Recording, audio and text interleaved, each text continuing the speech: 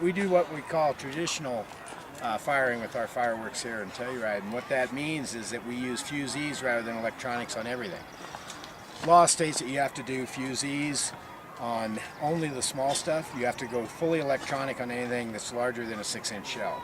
So traditional shows have a lot of stuff in the air, and then they go a little bit black, and then they go back to a lot of stuff in the air. An electronic show is just continuous. It's more choreographed. It can be to music, it can be to song, it can be to just a beat. And a lot of those shows that are done that way are done for smaller venues with more cars around them where people can sit and listen to the radio. Gotcha. Vail will do that. Vail will set up so you can sit on the interstate, sit on the side roads, sit on the access roads, and listen to the music, and the shells go with the music.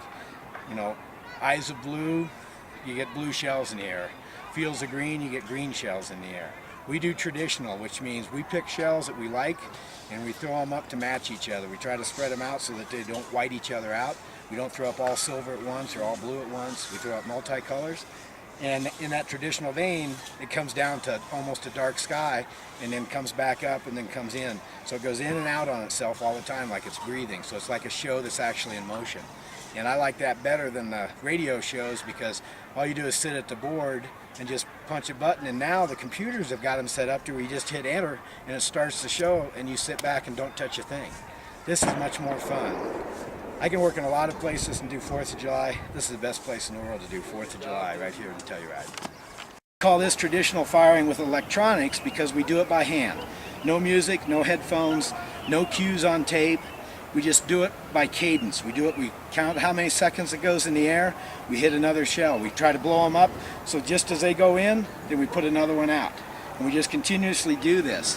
And this is the best way to do it. In 1995, they passed a law in the state of Colorado, and then the rest of the nation followed, that said anything over a 6-inch has to be shot electronically. It's for safety. If any one of these 8-inch shells, 10-inch, or whatever you might have, goes off in the mortar itself, we set them in sandbags, we set them in a box, and then we fill it with sand around it up to the top. By doing that, we take the concussion out of that explosion. That explosion will throw the mortar in the air, it'll throw sand out all around.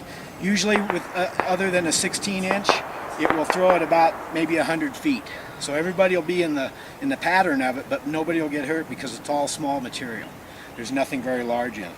So traditionally, we will shoot it under our own power, start the show and stop the show when we want. We'll go over here. What we have is a single cable running down. It goes to our first slat.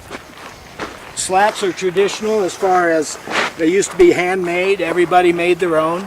You took elevator cable wire that was numbered from 1 to 200 and spread them out, and then hooked them up to these 2 contactors. 2 contactors go to basically what we call a squib, which is an electronic firing device. The squib goes into the fuse inside the mortar. It's in the shell. The fuse ignites, and then it goes into the lift charge. The lift charge takes the shell out of the mortar, throws it into the air, and that's all it does. It's not a rocket. It just throws it like a bullet. So it throws it out of here anywhere between 1,000 and 1,500 feet a second. And when it gets to a designated height, if we have an 8-inch shell, it's going to travel 8 seconds in the air before it actually explodes. If we have a 6-inch shell, it's going to travel about 6 seconds. And they use this timing fuse into what they call the brain. And then as the shell sits flat, the shell will sit flat like this, and it may tumble sideways or upside down, and they control that by how long they let it hang. And when it hangs, they have a set of stars inside, and explosions are equal in all directions. So if they have a circle in there of stars, those stars come out in a circle. If they have a star pattern, it comes out as a star. It comes out as a spider. And that's the way they make the shells and the patterns. They're getting better at it now due to the explosives being much more controllable. Used to be black powder, kind of had a mind of its own. But the new Tovexus and some of the new liquid powders actually have a better control on them for explosions. Basically, the size of the mortar is the inside diameter of the mortar creates the shell size, and the shell is then fit and built to match that.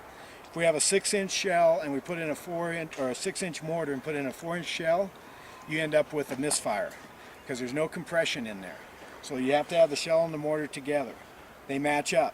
That shell will be set up so that it is either color, report, or whatever. And as it leaves the mortar, it ends up getting up, like I say, about a second per inch. And what happens with that second per inch is that as it gets up in the air, it explodes. As we move to an 8-inch, we're going to go to 800 feet in 8 seconds. We're going to go to 1,000 feet in 10 seconds with a 10. And we used to have 16s here in the valley.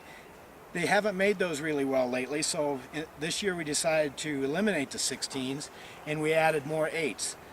They're now adding more gunpowder to the base of the 8s, the lift charge, so it's throwing them higher.